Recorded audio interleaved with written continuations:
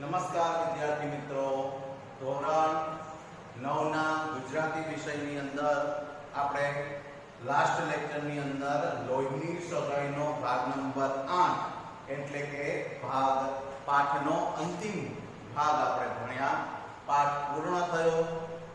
અમૃત કાકી મંગુના માં અને દીકરીના પ્રેમ વિશેનું આપણે માહિતી મેળવી અને આના ઉપરથી તમારે માતૃ પ્રેમ નિબંધ એ ગ્રામરની જે નોટ હોય એ નોટમાં બે ભાગ કરી દેજો. આગળ ગ્રામર લખો તો પાછળ બે ભાગ કરી અને પાછળના ભાગે નિબંધ લખજો, જેમાં માતૃ પ્રેમ વિશે નિબંધ લખવાનો છે. હવે વાત કરીએ આગળના લેક્ચરમાં. અત્યારે હવે આપણે ભણીશું 7મું કાવ્ય. ગ્રામરના ટોપિકો હજી આપણે લેવા છે, પણ 7મું કાવ્ય પતે એ પછી આપણે 8મા પાઠની વખતે ગ્રામરના ટોપિકો લેશું. અત્યારે આપણે ચેપ્ટર નંબર 7 કાવ્ય કામ કરે ઈ જીતે. કાવ્યનો પ્રકાર છે ગીત કાવ્ય, જેના રચયિતા જે કવિ નાથાલાલ દવે.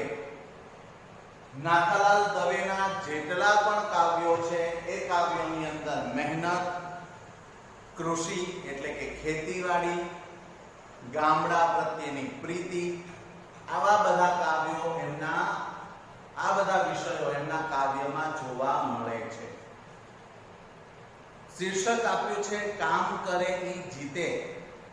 જે વ્યક્તિ કામ કરે, કામનો અર્થ અહીંયા મહેનત, કાર્ય, કોઈ પણ આપણે મેળવવાની વસ્તુ માટે કોઈને કંઈ કાર્ય કરવું પડે છે. કામ ના કરીએ, મહેનત ના કરીએ તો આપણને સફળતા મળતી નથી. સફળતા જિંદગીની હસ્તરેખામાં નથી હોતી, જેવી રીતે જણાયેલી ઇમારત એના નકશામાં નથી હોતી. મહેનતનું મહત્વ આ કાવ્યની અંદર આપણને જોવા મળે છે. કવિ નાથાલાલ દવેનો જન્મ, તો આમાં તમે પાઠની અંદર જોશો કવિ પરિચય, તો એમાં લખ્યું છે ભાવનગર જિલ્લો. પણ ખરેખર હવે આ જે ગામ છે ભુવા ગામ, જે સાવરકુંડલા તાલુકાનું ભુવા ગામ છે, અને એ ભુવા ગામ હાલમાં અમરેલી જિલ્લામાં ગણાય છે. એટલે કે સાવરકુંડલા તાલુકો અમરેલી જિલ્લામાં છે, એટલે ત્યાં આપણે ભાવનગરની જગ્યાએ અમરેલી જિલ્લો આવે. તો નાથાલાલ દવે નો જન્મ 3/6/1912 અને અવસાન 25/12/1993. તેમનો જન્મ ભાવનગર જિલ્લા એટલે કે અમરેલી જિલ્લાના સાવરકુંડલા તાલુકાના ભુવા ગામે થયો હતો. ગુજરાત રાજ્યના શિક્ષણાધિકારી તરીકે તેમણે ફરજ બજાવી હતી. કાલિંદી, જાહ્નવી, અનુરાગ, પિયાબીન, ઉપદ્રવ, મહેનતના ગીત, ભૂદાન, યજ્ઞ, સોનાવરણી સીમ, હાલો ભેરુ ગામડે અને મુખવાસ એ તેમના કવિતા સંગ્રહો છે. હવે આ તમે જો હાલો ભેરુ ગામડે એ કાવ્ય કદાચ નાનપણના તમારા ત્રીજા ચોથાથી લઈ 7મા સુધીમાં કદાચ આ કાવ્ય આવી ગયું હશે. હાલો ભેરુ ગામડે, અથવા તો પછી આ કાવ્ય તો તમે પ્રાઇમરી વિભાગમાં ભણી જ ગયા છો. સોનાવરણી સીમ તણી મેહુલીએ કીધી મહેલ રે, મહેનત આવી મોસમ આવી મહેનતની. આ કાવ્ય તો તમે કદાચ ભણી જ ગયા હશો. અમે જ્યારે ભણતા હતા એ વખતના આ બધા કાવ્યો હતા. હાલો ભેરુ ગામડે, પછી સોનાવરણી સીમ, કામ કરે ઈ જીતે, આવા બધા કાવ્યો અમે ભણતા એ વખતના ગુજરાતી પ્રાથમિક વિભાગમાં આવતા હતા. સોનાવરણી સીમ તો કદાચ તમે પણ ભણેલા છો, નાથાલાલ દવેનો પરિચય ત્યારે પણ મેળવ્યો હશે. એમના જેટલા કાવ્ય સંગ્રહો છે એ કાવ્ય સંગ્રહો માંથી સોનાવરણી સીમ, હાલો ભેરુ ગામડે, તો સોનાવરણી સીમ જે કાવ્ય સંગ્રહ છે એની અંદર ખેતરની બાબતોના ખેતીવાડીથી આપણો ભારત દેશ એ આગળ છે, કૃષિ પ્રધાન આપણો ભારત દેશ છે, તો એના વિશે એમણે ખૂબ સરસ કાવ્યો લખ્યા છે. એમાં સોનાવરણી સીમ તણી મેહુલીએ કીધી મહેલ રે, મોસમ આવી મહેનતની. આ કાવ્ય તો ખૂબ પ્રચલિત અને જગવિખ્યાત બન્યું છે. હાલો ભેરું ગામડે જે છે એ ગામડા પ્રત્યેનો પ્રેમ, ગામડાઓ પોતાના વતન કે શહેર કરતા ગામડાની અંદર, અને અત્યારની પરિસ્થિતિ તમે જુઓ, આપણે અહીંયા તો ઓછી છે પણ સુરતની અંદર કેવી પરિસ્થિતિ સર્જાઈ છે કે જેટલા લોકો સુરતમાં રહેતા હતા એમાંથી સુરતના 60 થી 70% વસ્તી એ ફરી પાછી ગામડે રહેવા માટે જતી રહી છે. એટલે કહેવાનો ભાવ એવો છે કે આપણે લોકો શહેરીકરણ એટલું બધું વધતું ગયું છે અને આપણને શહેર પ્રત્યે એટલી બધી પ્રીતિ લાગી ગઈ છે કે જેના કારણે ગામડાઓ ખાલી થઈ ગયા. પણ અમુક વખતે કુદરત એવું કંઈક કરે છે કે જેના કારણે દરેક બાબતની આપણને એ પરિસ્થિતિનો ખ્યાલ આપણને આવે છે. તો આ અત્યારની હાલની પરિસ્થિતિ પણ એવી જ છે કે લોકો ગામડા તરફ વળ્યા છે. ગામડાઓની અંદર લોકો રહેવા માટે પણ ઘણા લોકો જતા રહ્યા છે. તો એ બાબતનું અહીંયા આપણે આ કાવ્ય જે છે એ કાવ્યની અંદર તો મહેનતનું મહત્વ છે. તો મહેનત કરે એ વ્યક્તિ હંમેશા ચોક્કસ સફળતા મેળવે છે. આ શીર્ષકનો ભાવ છે, કાવ્યનો ભાવ છે. આગળ તો ગેયતા, પ્રકૃતિ ચિત્રો અને ગ્રામ ચિત્રો તેમની કવિતાની વિશેષતા છે.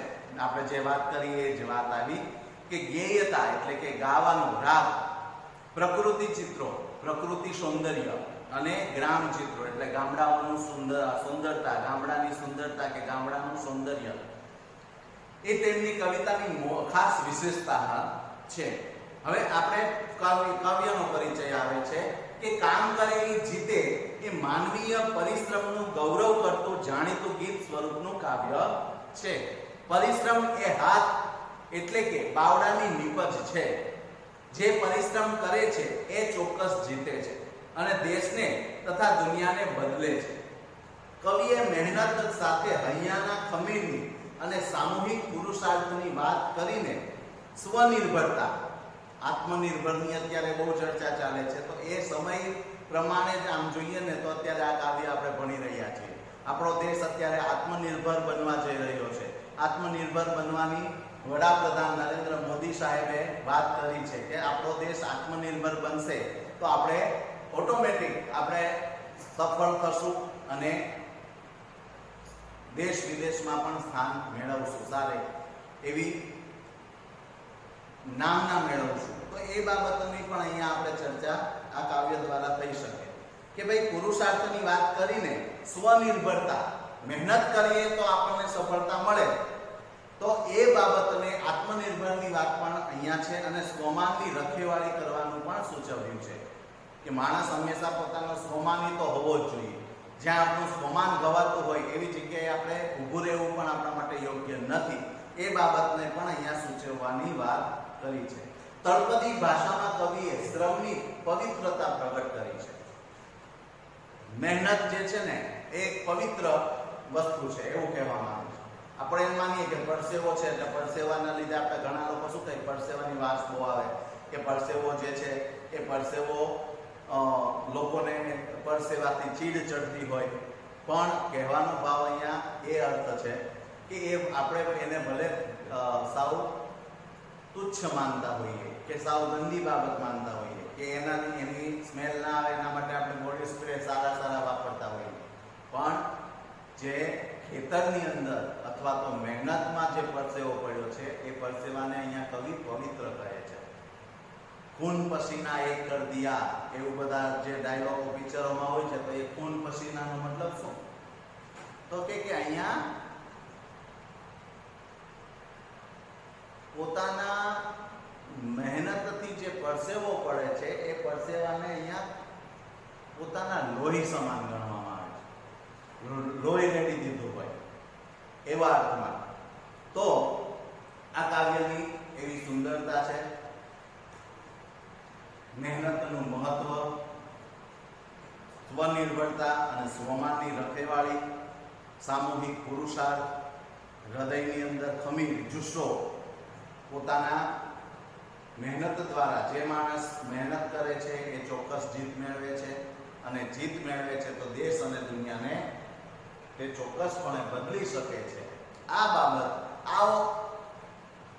કાવ્યની અંદર પ્રગટ કરવામાં આવી છે. હવે આપણે કાવ્યને જોઈએ તો પહેલા કાવ્યને જેવો રાગ મને ફાવે છે એ પ્રમાણે આપણે એનો એક બે પંક્તિનું ગાન કરીએ અને પછી એને સમજીએ. કામ કરે ઈ જીતે રે માલમ, કામ કરે ઈ જીતે. એનો રાગ તો થોડોક અલગ હશે કે કામ કરે ઈ જીતે રે માલમ, કામ કરે ઈ જીતે. આવડો મોટો મલક આપણો, બદલે બીજી કઈ રીતે. એનાથી પણ કોઈ સારા રાગો હશે, પણ આપણે અહીંયા કાવ્યના શબ્દોને સમજવાના છે, એના અર્થનું ઘટન કરવાનું છે, અર્થને સમજવાનું છે કે કામ કરે ઈ જીતે રે માલમ. માલમ શબ્દ જેમ અમુક કાવ્યોની અંદર, ગીતોની અંદર રે લોલ અથવા તો કોઈ સંબોધીને કોઈને વાત કરવામાં આવી હોય તો અહીંયા માલમ શબ્દ જે છે એ સંબોધન માટે લીધો છે કે હે માલમ, કામ કરે ઈ જીતે. રે માલમ, કામ કરે ઈ જીતે. આવડો મોટો મલક આપણો, બદલે બીજી કઈ રીતે. આ આપણો દેશ કઈ સાવ નાનો એવો દેશ નથી. આપણા કરતા તો ઘણા નાના, આપણા તો રાજ્યો જેવડા પણ દેશો આ દુનિયામાં છે. એટલે કહેવા શું માંગે છે કે વિસ્તારની દ્રષ્ટિએ, વસ્તીની દ્રષ્ટિએ આપણો દેશ પણ બીજા બધા દેશો કરતા વિશાળ છે. આ વિશાળ દેશને બદલવો હોય તો બીજી કઈ રીતે બદલી શકાય? માત્ર ને માત્ર મહેનતથી બદલી શકાય. દરેક વ્યક્તિ રાષ્ટ્રહિતમાં કામ કરશે, દરેક વ્યક્તિ પોતાના સ્વાર્થને છોડી અને નિસ્વાર્થ ભાવે દેશ સેવા કરતો હશે. હવે આમાં દેશ સેવા, આપણી મહેનતથી દેશ સેવા શું થશે? તો આપણે ધારો કે કોઈ પણ જગ્યાએ સારી પોસ્ટ ઉપર છીએ અથવા તો આપણે નોકરી કરીએ છીએ, આપણે મહેનતથી પૈસા કમાઈએ છીએ, તો એ પૈસા કમાઈએ છીએ એમાંથી આપણી પણ એક નાગરિક તરીકે, ભારતના નાગરિક તરીકે આપણી એ ફરજ છે કે આપણી જે ઇન્કમ છે એમાંથી આપણે સરકારને જે કર આપવો પડે, જે ટેક્સ આપવો પડે એ આપણે આપતા નથી. દરેક વ્યક્તિ વિદેશની અંદર અમુક દેશો છે જેમ કે અમેરિકા, તો અમેરિકા દેશ આટલો બધો આગળ છે, ત્યાં મેડિકલ ફ્રી છે, શિક્ષણ ફ્રી છે, તો એ બધાની અંદર આવું બધું ફ્રી છે અથવા તો સારી સુવિધાઓ મળે છે. તો એનું કારણ શું છે કે ત્યાંનો નાગરિક પણ એટલો જ ઓનેસ્ટ રહે છે, પ્રામાણિક છે. ત્યાંનો નાગરિક દરેક પોતાની જેટલી પણ ઇન્કમ છે એમાંથી જે થતું હોય એટલું ઇન્કમ નો ટેક્સ એ સરકારને ચૂકવે છે અને આપણે હંમેશા એમાં કરચોરી કરીએ છીએ, કોઈ પણ વ્યક્તિ.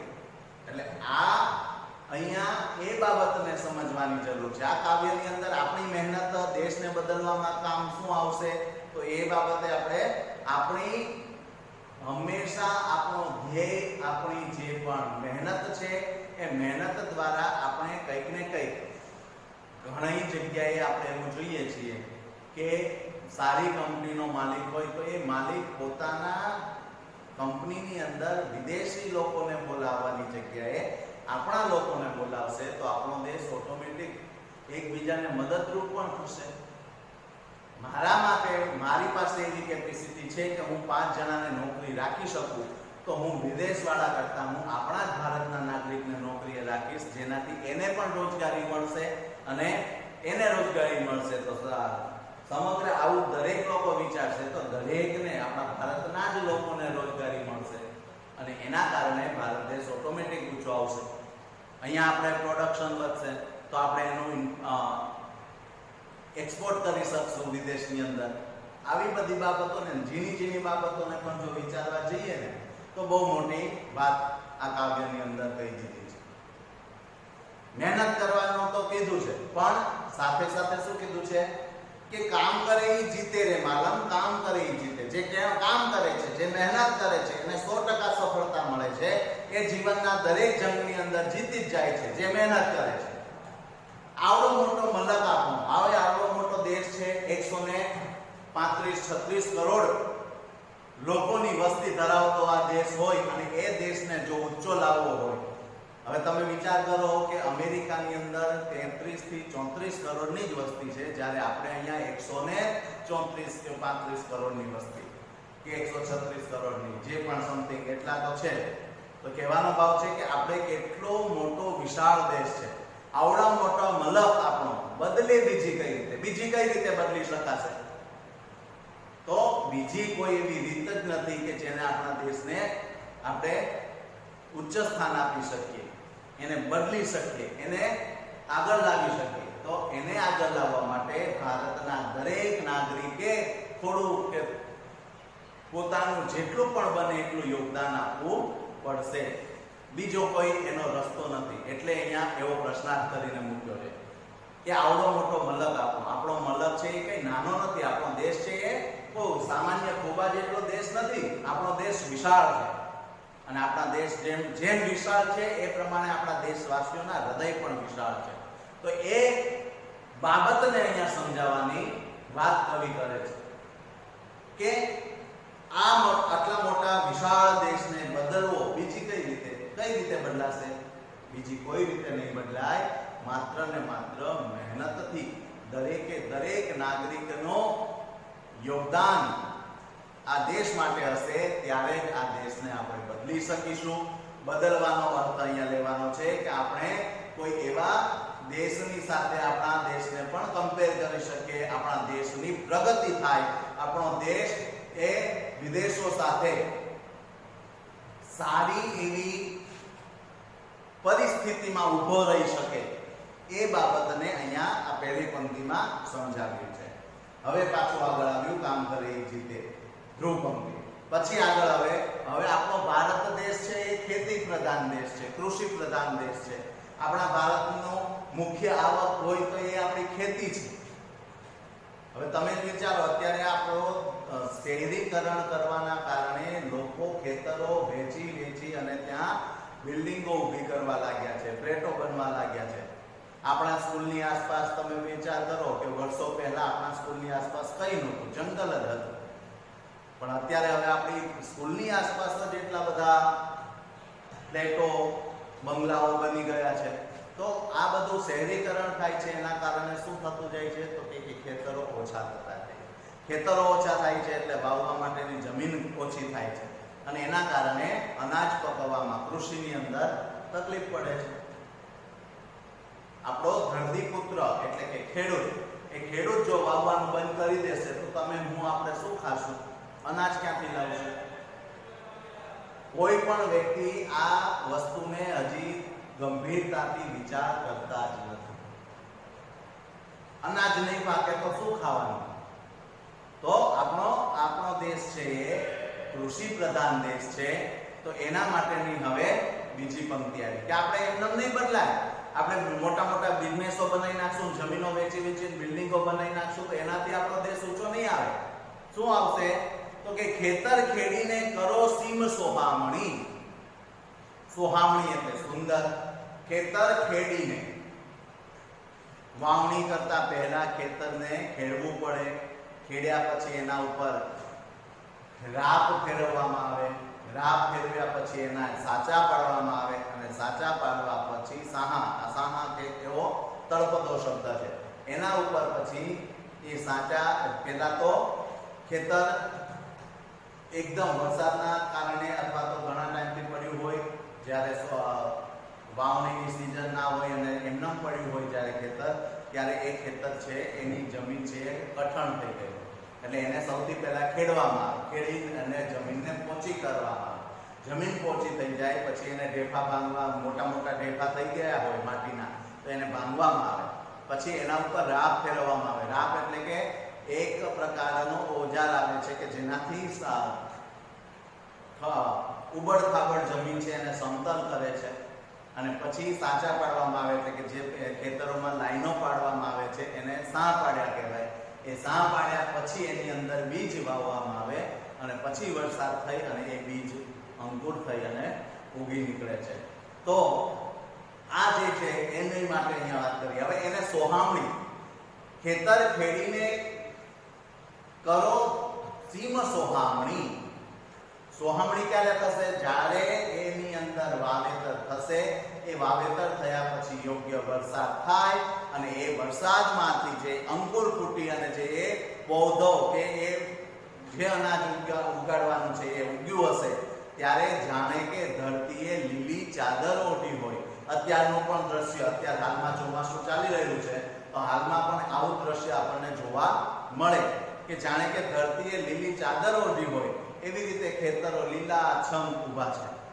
અંદર ખેતરની અંદર લીલો પાક અત્યારે તાજો ઉગી રહ્યો છે એટલે એટલું ખેતર સુંદર રમણીય દ્રશ્ય આપણી નજર સમક્ષ ઊભું થઈ જાય છે.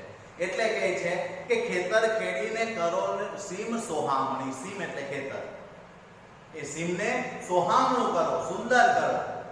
પ્રકૃતિની સુંદરતા છે તો એ પ્રકૃતિની સુંદરતાને એવીને એવી રહેવા દો.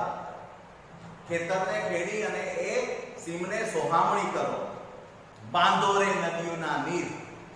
નદીના પાણી ઉપર બંધ બાંધવામાં ન આવે તો એ પાણી વહેતું વહેતું દરિયામાં ભળી જાય છે અને દરિયો છે એ ખારો છે, જેના કારણે એનું પાણી સિંચાઈમાં કે ખેતરમાં ખેતી માટે ઉપયોગમાં લઈ શકાતું નથી.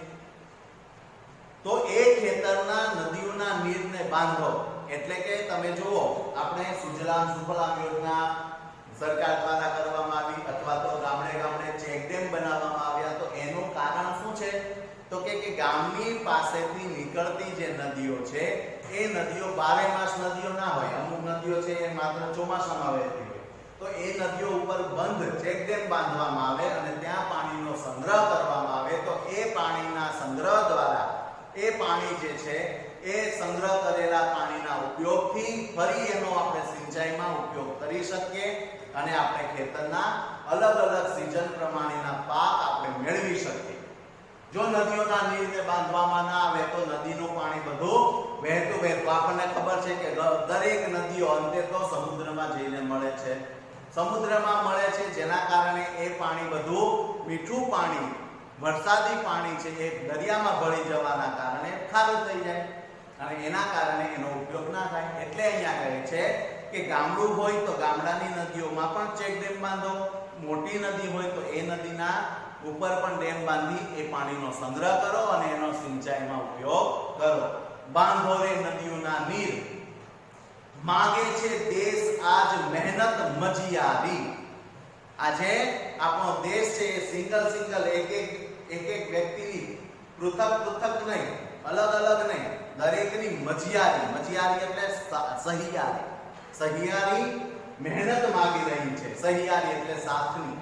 દરેકના સાથનો આજે આપણે દેશ છે એ સહિયારી મહેનત માંગે છે. કોઈ એક વ્યક્તિ દેશને સુધારવા નીકળે તો ના સુધરે. એના માટે બધાએ સુધરવું પડે, એના માટે બધાએ મહેનત કરવી પડે, એના માટે બધાએ લાગવું પડે. એટલે કહે છે કે માગે છે દેશ આજ મહેનત મજિયારી, હૈયાના માગે ખમીર.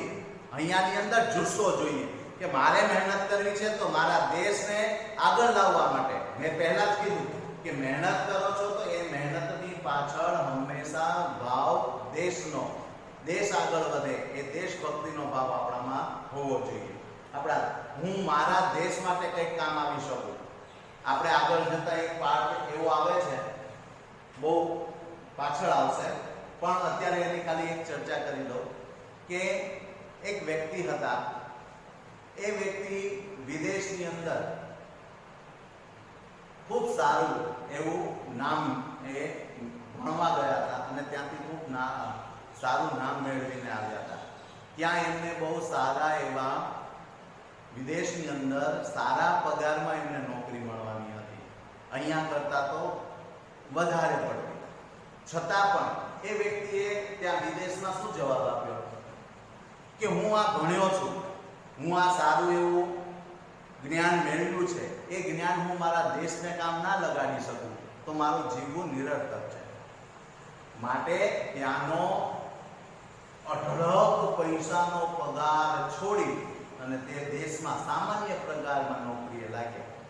આગળ આવશે ત્યારે એની વિસ્તૃત ચર્ચા કરીશું, પણ આ એક ઉદાહરણ તમને આપ્યું. એટલે કહે છે કે આજે મહેનત મજિયારી એટલે સહિયારી મહેનત દેશ માગે છે અને હૈયાના માગે ખમીર. આ દેશ છે ને એ તમારી સહિયારી મહેનત અને તમારા હૃદયમાં એ દેશને આગળ લાવવા માટે, મહેનત કરવા માટે, પોતાના પરિવારને ઊંચો લાવવા માટે, પોતાના સમાજને ઊંચો લાવવા માટે હૃદયમાં જુસ્સો પહેલા તો હોવો જોઈએ, જોમ હોવો જોઈએ.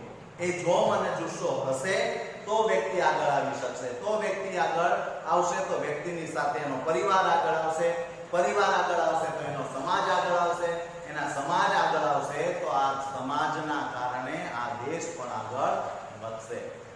તો આ બે પંક્તિઓ આપણને અહીંયા આપણે સમજ્યા. ખેતરને ખેડીને કરો સિંહ સોહામણી, બાંધો રે નદીઓના નીર, માગે છે દેશ આજ મહેનત મજિયારી, અહીંયાના માગે ખમીર, રે માલમ કામ કરે એ જીતે, મહેનત કરે છે એ ચોક્કસ જીત મેળવે છે. બે પંક્તિઓને આપણે સમજ્યા. આ બે પંક્તિઓને સારી રીતે વિડીયોમાં જોઈ અને સમજજો અને